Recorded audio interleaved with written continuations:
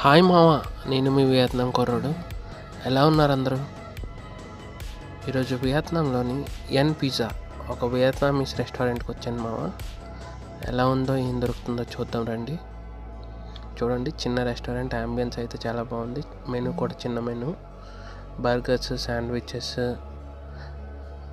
pizzas,